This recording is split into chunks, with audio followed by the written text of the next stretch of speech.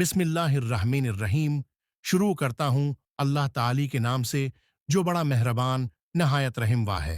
शुरू करता हूँ मैं अल्लाह ताली के नाम से जो नहायत मेहरबान बड़ा रहम वाला है। सूरह अल-फातिहा कुरान मजीद की सबसे पहली सूरत है जिसकी अहादीस में बड़ी फजीलत आई है।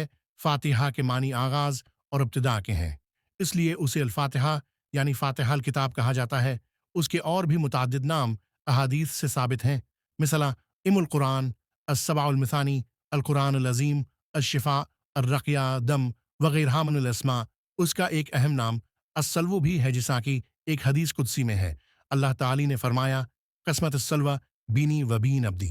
अल हदीस सहीह मुस्लिम। किताब अस्सल्व मैंने सला शौज नमाज को अपने और अपने बंदे के दरमियान तकसीम कर दिया है। मुराद सूरह फातिहा है, जिसका निस्फ हिस्सा अल्लाह ताली की हम्द वसना और उसकी रहमत व रबूबियत और अदल व बादशाहत के बयान में है, और निस्फ हिस्से में दुआ व मुनाजात है जो बंदा अल्लाह की बारगाह में करता है। इस हदीस में सूरह फातिहा को नमाज से ताबीर किया गया है, जिससे यह साफ मालूम होता है कि नमाज में इसका पढ़ना बहुत ज़रूरी है। चुनांचा नबी करीम सल्लल्लाहु अलैहि वसल्लम के अरशादात में इसकी खूब वजाहत कर दी गई है। फरमाया, ला सल्वा लमन लम यक़रा फातिहा अल किताब। सहीह बुखारी व मुस्लिम।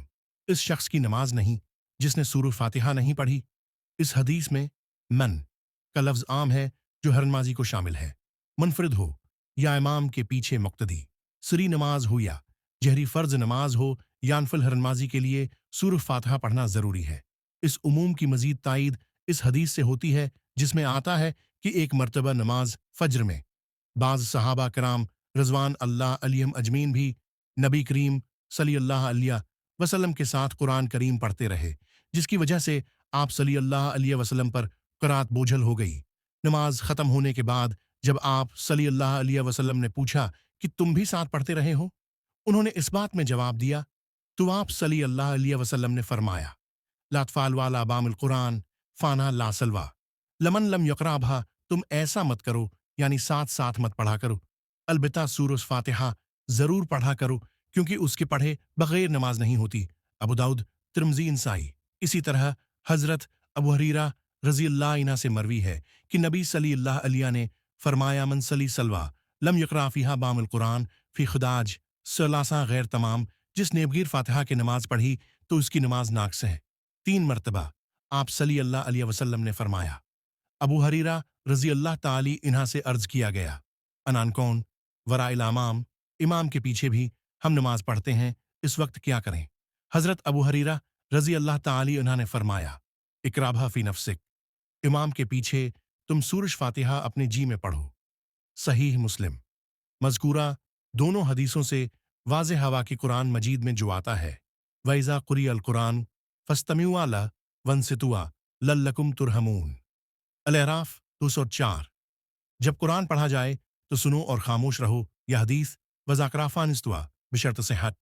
जब इमाम कुरात करे तो खामोश रहो का मतलब यह है कि जहरी नमाजों में मुक़्तदी सूरह फातिहा के अलावा बाकी क़िरात खामोशी से सुनी, इमाम के साथ कुरान न पढ़ें, या इमाम सूरह फातिहा की आयात वक्फ़ों के साथ पढ़े ताकि मुक़्तदी भी अहादीस सहीहा के मुताबिक सूरह फातिहा पढ़ सकें, या इमाम सूरह फातिहा के बाद इतना सकता करे कि मुक़्तदी सूरह फातिहा पढ़ लें। इस तरह आयत कुरानी और अहादीस सहीहा में अल्हम्दुलिल्लाह कोई तारुज़ नहीं रहता, दोनों पर अमल हो जाता है। जबकि सूरह फातिहा की मुमानात से ये बात साबित होती कि खाकम बिधन कुरान करीम और अहादीस टकराव है, और दोनों में से किसी एक पर ही अमल हो सकता है। बीक वक्त दोनों पर अमल मुमकिन नहीं। फ़तऊज़ बिल्लाह मनहज़ा। देखिए सूरह अराफ़ आयत 204 का हाशिया। इस मसले की तहक़ीक़ के लिए मुलाहज़ा हो किताब तहक़ीक़ुल कलाम इज़ मौलाना अब्दार रहमान मुबारक, पूरी व तौज़ीहुल कलाम मौलाना अरशद अल हक़ इसरी हिफ़्ज़ा अल्लाह वग़ैरह। यहाँ ये बात भी वाज़ेह रहे कि इमाम इब्न तैमिया रहमा अल्लाह के नज़दीक सलफ़ की अक्सरियत का कौल ये है कि अगर मुक़्तदी इमाम की क़ुरात सुन रहा हो तो न पढ़े, और अगर ना सुन रहा हो तो पढ़े। मजमू फ़तावी इब्न तैमिया 23 265। एक ये सूरह मक्की है।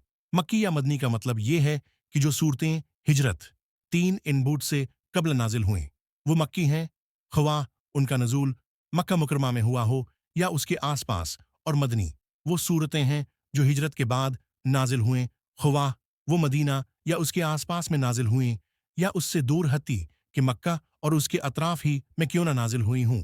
بسم اللہ کی بابت اختلاف کی آیا یہ ہر سورت کی مستقل آیت ہے یا ہر سورت کی آیت کا حصہ ہے یا یہ صرف سورہ فاتحہ کی ایک آیت ہے یا کسی بھی سورت کی مستقل آیت نہیں ہے، اسے صرف دوسری سورت سے ممتاز کرنے کے لیے ہر سورت کے آغاز میں لکھا جاتا ہے۔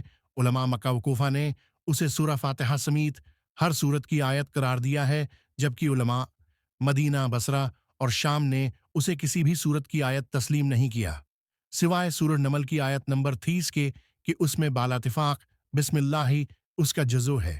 اس طرح جہری نمازوں میں اس کے اونچی آواز سے پڑھنے پر بھی اختلاف ہے، بعض اونچی آواز سے پڑھنے کے قائل ہیں اور بعض سری دھیمی آواز سے۔ اکثر علماء نے سری آواز سے پڑھنے کو بہتر قرار دیا ہے۔ بسم اللہ کو آغاز میں ہی الگ کیا گیا ہے، یعنی اللہ کے نام سے پڑھتا یا شروع کرتا یا تلاوت کرتا ہوں۔ ہر اہم کام کے شروع کرنے سے پہلے بسم اللہ پڑھنے کی تاکید کی گئی ہے، چنانچہ حکم دیا گیا ہے کہ کھانے، ذبح، وضو اور جماع سے پہلے بسم اللہ پڑھو۔